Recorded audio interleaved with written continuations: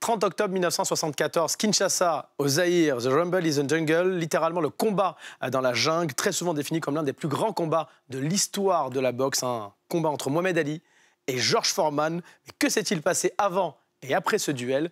Réponse dans Click Sport.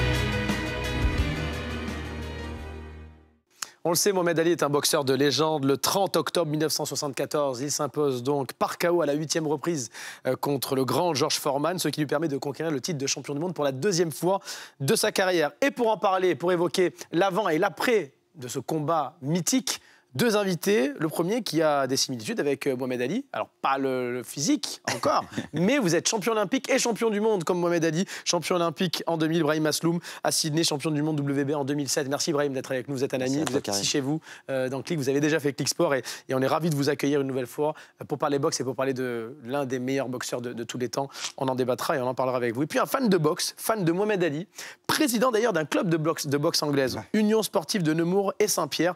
Et surtout, David Lopez, prix du livre Inter pour votre roman, votre premier roman, Fief, ici, que l'on voit à l'image, aux éditions du Seuil. Il y a de la boxe dedans, dans Fief.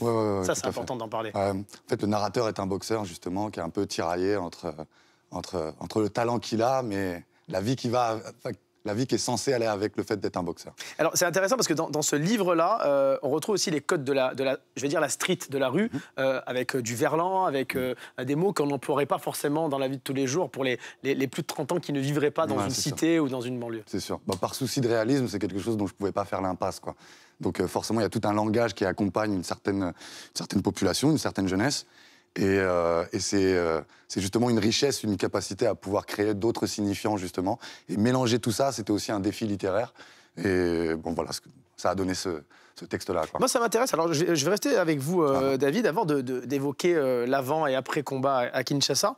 Vous êtes de ma génération, on est trentenaires tous les deux, Brahim également. Pourquoi vous êtes fan d'Ali? Vous ne l'avez jamais vu combattre pourtant? Alors, d'où ça vient? Ça vient que moi, je me suis intéressé à la boxe. Ma première idole, c'est Oscar De La Hoya. Je me levais la nuit quand il y avait les combats sur Canal, Christian Delcourt et Jean-Claude Boutier. Et je me suis abonné à un magazine qui s'appelait Uppercut à l'époque et qui offrait en cadeau avec l'abonnement une biographie de Mohamed Ali. Et quand je l'ai lu, en fait, j'ai été fasciné d'abord par le personnage et il y avait des descriptions de sa boxe. Donc en fait, j'ai d'abord lu des descriptions de sa boxe avant de le voir boxer. Et donc, j'ai commencé à vouloir voir ce que ça donnait. Et moi, j'ai été frappé par... moi, ce que j'aime dans la boxe, avant toute chose, c'est l'esthétique, en fait. C'est la gestuelle et voilà, cette manière de toucher sans se faire toucher et qui suppose pas du tout d'être quelqu'un d'extrêmement fort, une brute ou je ne sais quoi. Et ça, justement, ça participe à déconstruire plein de clichés romantiques qu'il y a autour de la boxe, qui est certes un sport violent, mais dont la violence n'est pas ce qui permet de gagner.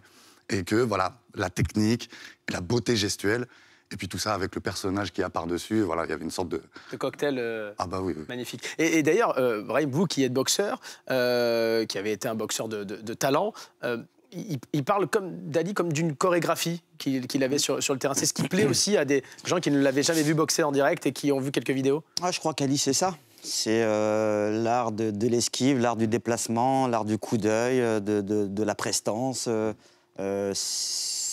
Il est beau visuellement, physiquement et dans son attitude. Et en fait, c'est ce qui fait qu'il est un peu hors norme. On a l'impression que c'est facile.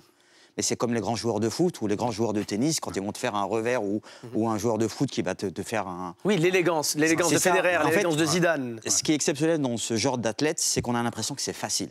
Exactement. Mais voilà, on peut imaginer que c'est du travail et du travail et du travail en amont pour pouvoir avoir cette gestuelle, cette simplicité. Et en fait, c'est la marque des grands. Ma question n'était pas innocente pour vous deux, parce que même si nous ne l'avons jamais vu combattre en direct, vous connaissez la vie et la carrière d'Ali par cœur, quasiment.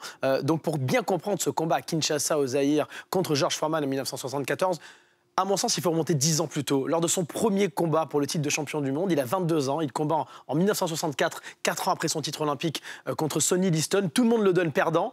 Et il s'impose par KO avant la limite. Cette fois-ci, il s'appelle Cassius Clay à l'époque. Pour vous, la légende débute à ce moment-là, David, la légende Ali? lors de ce premier combat? En fait, ce qu'il y a de tout à fait notable dans ce combat, c'est, comme vous le disiez, le fait qu'il soit absolument donné perdant. Je veux dire, Sonny Liston, c'est le champion du monde à ce moment-là. Il est champion du monde. C'était quelque chose. C'est quelqu'un. Il vient de mettre 2 fois de suite KO Floyd Patterson. Et, je veux dire, il a écrasé la concurrence, il a fait le vide dans la catégorie. Ça explique en partie comment. Catégorie poids lourd, on le rappelle, qui est la catégorie reine. Oui, bien sûr. Et donc, Ali, c'est son premier fait de gloire dans le sens où, effectivement, c'était tout à fait inattendu, mais qu'en plus, s'il y avait bien une personne qui croyait dans sa victoire, c'est lui-même. En tout cas, il l'a annoncé. Et c'est ça qui est très fort chez Ali, la manière dont il a eu une manière, en fait, d'annoncer des choses qu'il allait faire, sans être tout à fait certain qu'il allait pouvoir les réaliser. Mais comme pour ne pas pouvoir se dédire par la suite. Et s'imposer le fait d'avoir à fournir les efforts nécessaires pour obtenir cette victoire. Et donc, voilà, c'est extraordinaire la manière dont il a su rentrer aussi dans le cerveau de Sonny Liston, parce qu'il a provoqué le fait que Sonny Liston se rue sur lui, parce que c'était déjà quand même un boxeur qui avançait, qui faisait le combat. Mais il l'a tellement énervé dans la période de promotion que, en fait, Sonny Liston, il est arrivé dans le ring avec l'envie d'en finir en 30 secondes. Quoi. Oui, c'est rare, c'est vrai, à 22 ans, un jeune boxeur qui est champion olympique 4 ans plus tôt, dans la catégorie reine, arriver et s'imposer de cette manière avant le premier combat pour le titre de champion du monde. Quand je dis s'imposer médiatiquement. Il a tiré la lumière déjà à 22 ans. À ce moment-là. Mais sa légende, si je peux me permettre, a commencé à Rome. En 1960. Champion olympique, que sa légende est née. Si par malheur il n'avait pas été champion olympique, je ne dis pas qu'il n'aurait pas pu être champion du monde, parce que les qualités, il les a. Mais c'est vrai que l'impact n'était pas le même. Là, le fait d'avoir, certes, un champion olympique des mi-lourds, il faut savoir que entre la catégorie des mi-lourds et la catégorie des poids lourds, c'est un fossé. Il faut prendre au moins 15-20 kilos, quoi. Donc, en l'espace de 4 ans, il a su le faire, s'imposer chez les poids lourds et gagner devant Sonny Liston. Bien évidemment que la naissance d'Ali prend une ampleur pas possible à ce moment-là. C'est vrai. Et il faut rappeler, parce qu'il y a un truc aujourd'hui peut-être qu'on peut oublier, c'est qu'à l'époque, la boxe est considérée, en tout cas quand tu es boxeur, tu es considéré comme l'homme le plus fort du monde, chez les poids lourds. Et à ce moment-là, c'est Mohamed Ali.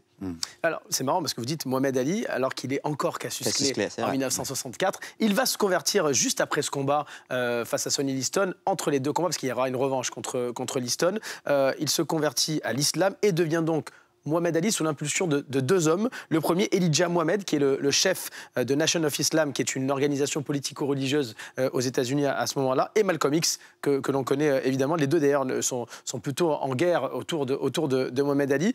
Est-ce que pour vous, David, sa conversion fait qu'il devient plus qu'un sportif à ce moment-là, à seulement 22 ans? Oui, dans le sens où, enfin, je veux dire, il est plus qu'un sportif dès lors qu'il prend des positions et qu'il les défend publiquement.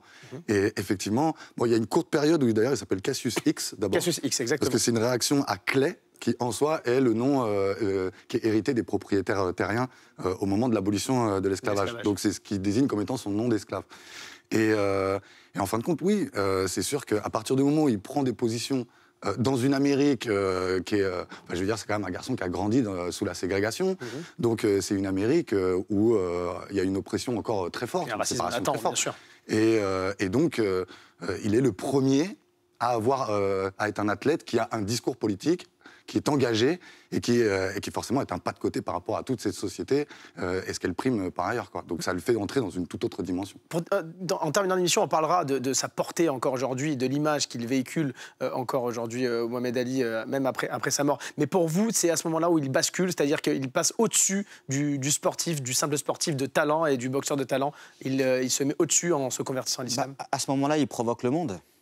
Provoque certes les États-Unis, mais il provoque le monde. En tout cas, il veut démontrer à travers, sans doute, à travers cette reconversion, qu'il fait ce qu'il veut, qu'il est un homme libre, qu'il a le droit de penser ce qu'il a envie, de le dire ouvertement, parce qu'on peut le penser et être un petit peu sur la réserve. Lui, non, il a décidé de provoquer avec ça et de garder cette position. Et c'est vrai qu'on l'a dissuadé, toutes les pressions politiques et autres.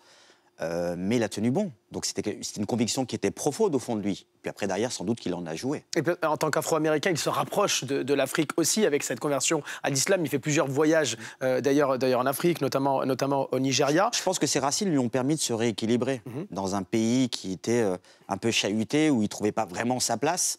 Donc je pense que ses racines et le fait de s'être reconverti lui a permis de s'apaiser, lui a permis de trouver des repères pour pas sans doute péter les plombs aussi. Avec pourtant un père catholique, hein, on le rappelle, Mohamed Ali. Il va devenir un symbole, il va avoir donc désormais une image politique. Je le disie, on est obligé de parler de cette période-là avant d'évoquer ce combat à Kinshasa, au Zaïre, parce que ça fait partie de sa carrière. On ne peut pas omettre l'histoire d'Ali, ce qu'il a fait en tant qu'homme.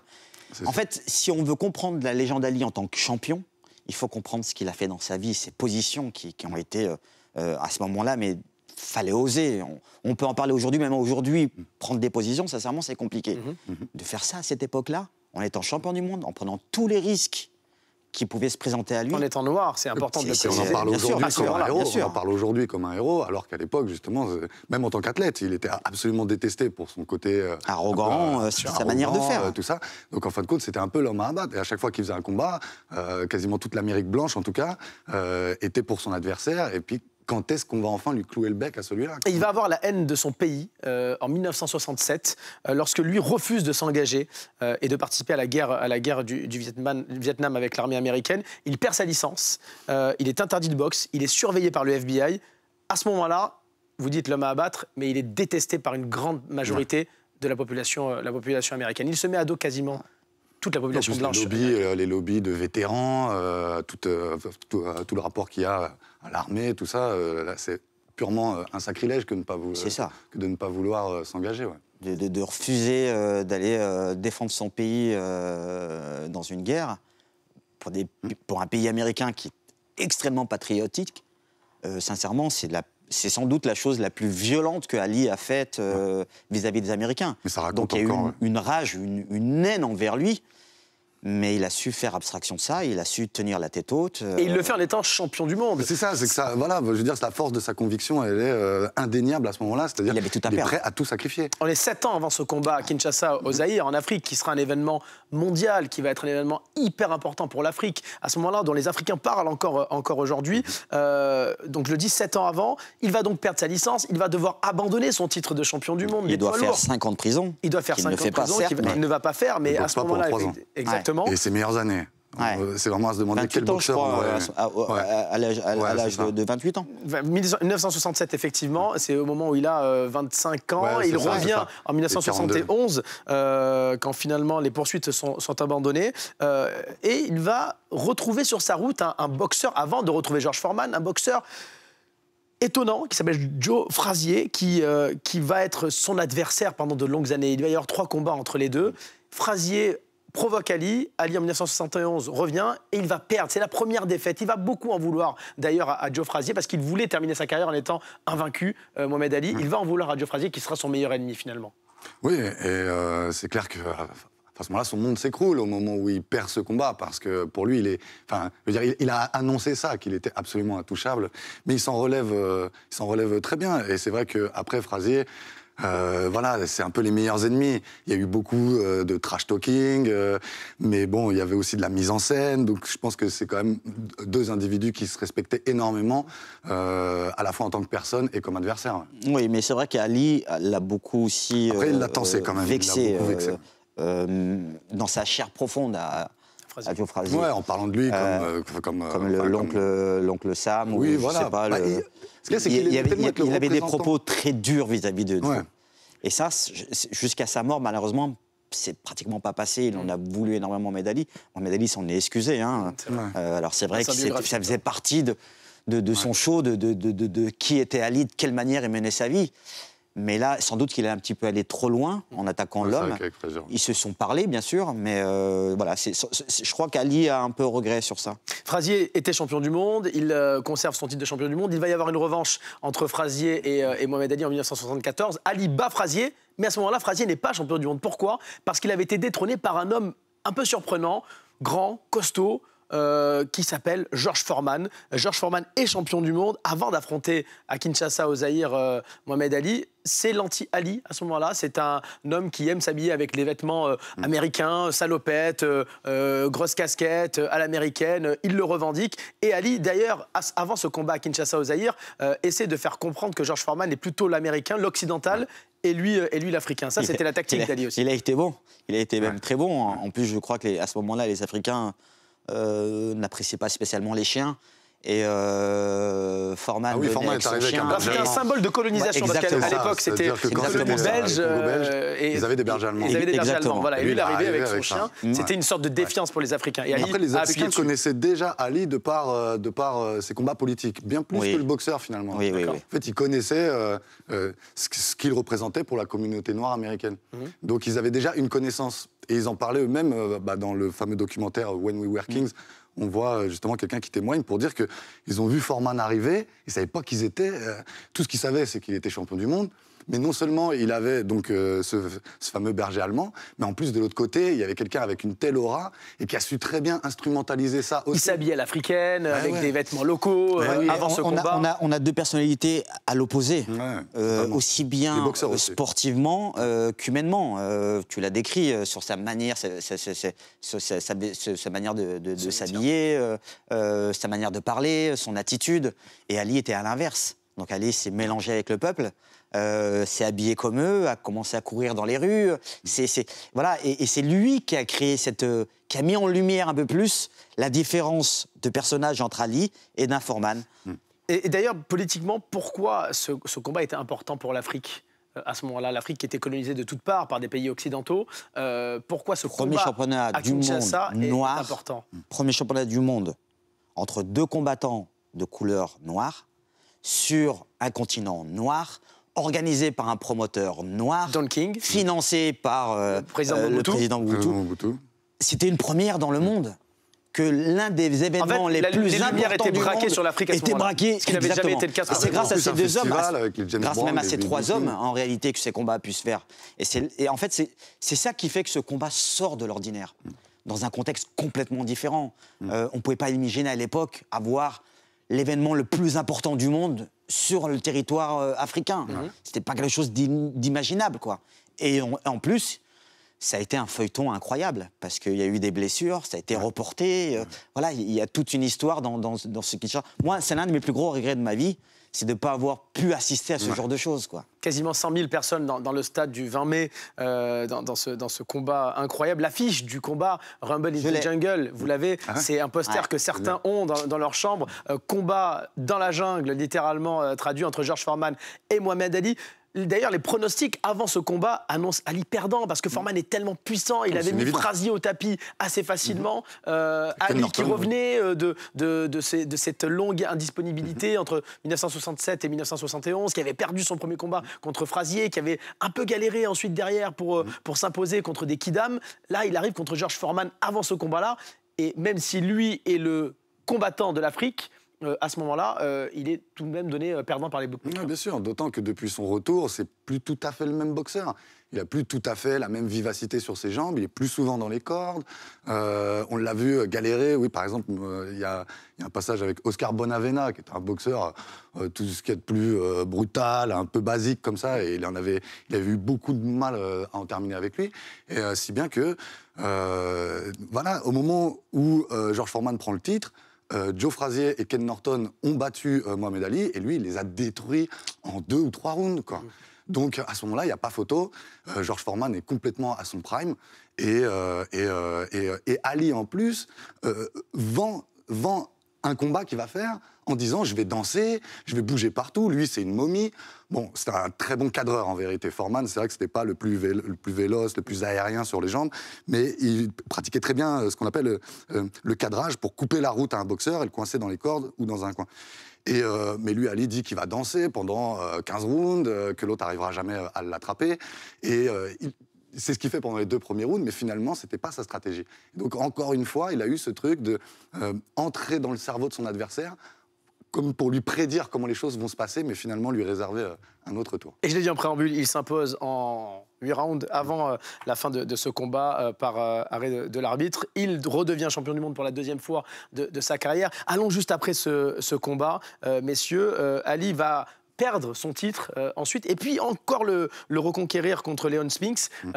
C'est la carrière et la légende de ce boxeur à 36 ans qui arrive à gagner une 3e fois. C'est une première dans l'histoire. Il va arrêter à 39 ans, en 1981, son dernier combat, un peu anecdotique contre Trevor Berbick. Regardez le palmarès de Mohamed Ali, on va quand même le mettre. Lui, il a voulu terminer sa carrière en étant invaincu. Il a 56 victoires, dont 37 par KO, 5 défaites. Les défaites, on l'a dit, hein, contre Frazier, contre des boxeurs un peu anodins finalement. Mais peu importe, ces défaites-là font aussi partie de sa légende, messieurs, pour vous, Brahim, vous qui avez été boxeur et qui connaissez le poids de victoire et le poids des défaites aussi. Alors c'est compliqué de s'arrêter sur les 5 défaites. 5 défaites, c'est pas grand-chose en réalité à travers tout ce qu'il a fait et les champions qu'il a pu boxer. Mais on se forge aussi à travers une défaite. On apprend aussi énormément de choses. Et Ali, comme tous les boxeurs, a appris à travers cette défaite contre Frazier l'a aidé peut-être à gagner contre complètement. Bien évidemment que c'est des contextes un peu différents. Donc quand vous êtes inactif pendant un laps de temps, de revenir en forme, c'est pas des choses qui se font aussi facilement. On a du mal à le faire, nous, en 2020. Alors, on peut imaginer à cette époque-là, les moyens ne sont pas les mêmes, les préparations ne sont pas les mêmes. Entre ce qu'on sait et l'environnement réel, c'est encore un autre cas de figure. Donc oui, il est en permanence dans le dur. Donc, il a morflé sur ses défaites. Peut-être pas préparé comme il le fallait, d'avoir sous-estimé ses adversaires, d'être pas encore à 100% en tant qu'athlète. Et il sait qu'il est plus champion du monde à ce moment-là. Donc voilà, c'est toutes des petites choses qu'il a dû négliger et il l'a payé un peu cash. Mais c'est l'histoire d'un champion. On ne peut pas lui enlever ce genre de choses. Après, si on veut pinailler, les 3 dernières, Trevor Berbick, c'est tout à fait anecdotique. Larry Holmes, à ce moment-là, c'est... Mais n'empêche que ça reste des défaites. Hein. Ça reste des défaites, ça reste des défaites. Je veux dire, si on allait vraiment aller voir le détail, c'est comme celle contre Ken Norton. Il perd au point, après s'être fait casser la mâchoire dans la 2e reprise. Ou c'est une légende aussi, ça Non, je crois que c'est vrai. Et surtout dans ces catégories-là, ça frappe, hein, les mâchoires. Voilà, donc, enfin, il faut aller voir ce qu'il y a comme ressources dans un homme des gants pour aller... petits qu'on est aujourd'hui, ça même ça, on fait ils même étaient en 8 onces. Nous, déjà, moi, poire, coq, mouche, on met des gants des 10-11. Ouais. C'est pas énorme. Des 8 pour moi, des 10 pour les poids lourds. Mais dites-vous qu'aujourd'hui, nos gants, en fait, c'est une mousse qui est uniforme. À l'époque, c'était des gants en grains. Donc, ce qu'il y a, c'est que tu pouvais... Et en fait, les mecs, dans le vestiaire, passaient des heures à écarter les grains pour avoir tout de suite la tête métacarpienne qui frappe sur le visage de l'adversaire. C'est pour ça qu'à l'époque, on finissait aussi avec une grosse tête, avec pas mal de bosses. Mais parce que c'était d'une violence. Et des gants... Moi, je mettais des gants de 8. Je fais 50 kilos. Les mecs font plus de 100 kilos et mettaient des gants de 6. Avec une protection qui était très limitée, quoi. Donc, l'impact des coups était d'une violence folle. Faire autant de combats dans une carrière... Sincèrement, chapeau, parce que c'est pas quelque chose qui est facile. Je vous entends parler d'Ali comme si finalement vous aviez assisté à tous ces combats. Et c'est ça aussi la légende de ce boxeur incroyable, ce sportif, cette personnalité incroyable. Il va décéder en juin 2016 à l'âge de 74 ans, après avoir lutté contre la maladie de Parkinson pendant quasiment 30 ans, plus de 30 ans. D'ailleurs, c'est ce qui fait aussi, on le voit ici sur certaines de ces images, certaines de ces apparitions. Il n'hésitait pas d'ailleurs à apparaître parce qu'il en jouait aussi, et c'était aussi ce côté-là d'Ali que l'on aimait. Pourquoi est-il encore aujourd'hui, pour les jeunes boxeurs, pour les jeunes sportifs, une icône à l'image peut-être de certains grands de ce monde comme Mandela, Che Guevara, avec tous ces posters, toutes ces images qui peuvent fleurir dans les chambres, sur les t-shirts de certains. Pourquoi, David ? Moi, je pense que c'est la dimension d'abord du talent, la dimension de la conviction. Il y a quelque chose de presque de l'ordre... mystique ? Presque prophétique, quoi. Je veux dire, le mec, il a tout ce qui fait le prophète, quoi.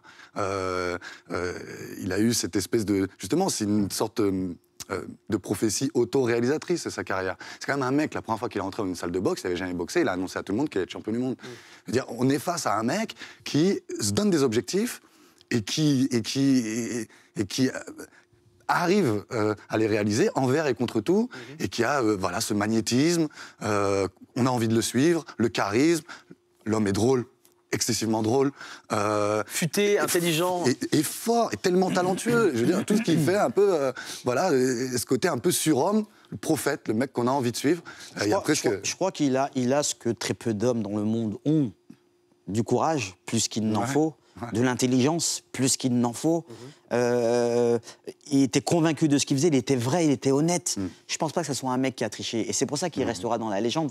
C'est que on l'a jamais vu mettre réellement le doigt dans la confiture. Il a été digne, même dans la dureté. Et pour parler sportivement, on est en 2020 aujourd'hui. Je ne connais pas de poids lourd dans le monde qui est capable de faire ce que Ali faisait à son époque. Ouais. Et il y en a eu des années quand même. Il y a eu des champions.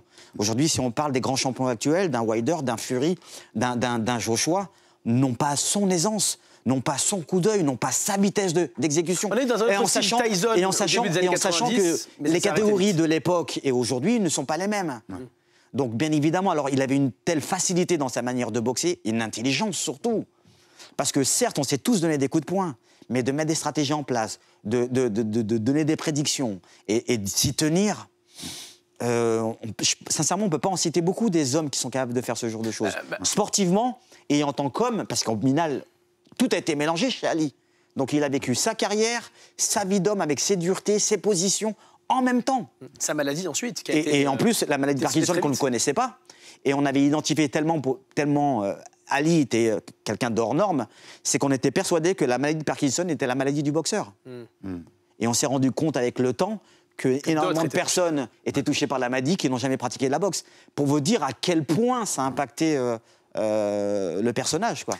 Pour vous qui baignez dans la boxe depuis votre plus jeune âge, et c'est le cas à titre professionnel pour vous, Brahim, et à titre amateur, ou même parfois un peu plus loisir pour vous, David, c'est le plus grand boxeur de l'histoire, parce qu'il y en a eu des boxeurs dans l'histoire, même si on les n'a pas tous connus, il y en a eu après lui, il y en a eu avant lui. Après lui, on a eu... D'ailleurs, Ali était fan du Sugar Ray. Il y a eu Mike Tyson, au début de sa carrière, qui était juste impressionnant, qui mettait KO sur KO en moins d'une minute. Ouais, est-ce que pour vous, c'est le plus grand boxeur de l'histoire?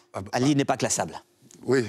Ouais, je vous jure, je suis très honnête. Merci, Brahim. Il y a Ali, puis après, il y a tous les autres boxeurs, avec tout le respect que j'ai pour, qui sont des énormes champions. Tyson, des Sugar Ray, Robinson, Léonard, Duran. Sincèrement, il y a eu que des phénomènes Chavez. Il y a eu des cracks. Marciano. Exactement. Mais Ali, c'est quelque chose de spécial. C'est une étoile. Elle a su briller toute sa vie. Elle brillera encore après sa vie. Si je dois le comparer avec des grands champions, c'est Jordan, qui ont marqué réellement leur discipline. Et un petit peu, et encore, Jordan n'a pas marqué comme Ali l'a pu le marquer. Et encore, il est aujourd'hui, tu as les paires de basket Jordan. Comme quoi, c'est une marque. Pelé, mais il n'y a pas le côté engagement. Ouais, lui, c'est le seul qui avait une dimension qui était autre, qui se rapproche de celle de Mandela. Il y a un moment de l'histoire où, justement, il fallait que quelqu'un, justement, puisse dire ces choses-là. Donc pour vous, pas classable après, oui, c'est clair. Après, je veux dire, c'est comme Messi Ronaldo, quoi. C'est des querelles de chapelle, quoi. Et pourtant, il y a des gens qui sont moins portés sur l'esthétisme, plus sur la force brute, même s'il serait très faux de dire que Tyson était une brute, c'était un technicien hors pair. Oui. Et donc voilà, après, on peut aimer des styles, aimer des choses. Et pourtant, c'était pas le boxeur le plus complet, Ali. Vous pouvez regarder presque tous ses combats, ou en tout cas c'est très rare quand il va le travailler au corps. Ouais, par exemple, c'est quelque chose qu'il ne fait pas de base. Alors il a une vision, lui, une science de la boxe qui lui permet de maîtriser son sujet et de compenser de fait de ne pas aller au corps, en sachant qu'on est dans le cadre des poids lourds. Donc automatiquement il y a de la fatigue, on se colle, et on a besoin de ce travail au corps. Lui arrivait, et c'est ça qui est énorme chez lui, c'est qu'il arrive à avoir une condition tellement forte qu'il arrivait à rester sur les jambes et à tenir ses adversaires à distance. Vous parliez d'étoiles à l'instant, et on va conclure là-dessus, Brahim, et pour abonder dans votre sens, vous disiez qu'il n'était pas classable. Vous connaissez Hollywood Boulevard, sur cette fameuse avenue célèbre. Il y a des étoiles au sol avec le nom d'artistes, de chanteurs, d'acteurs, de sportifs. Mohamed Ali a son étoile sur Hollywood Boulevard, mais c'est la seule qui ne soit pas sur le sol. Elle est suspendu, pas loin du Kodak Theater. Pourquoi? Parce qu'il avait dit à l'époque, OK, je veux bien qu'on mette mon étoile sur les boulevards, mais je ne veux pas qu'elle soit au sol parce que je ne veux pas qu'on me piétine.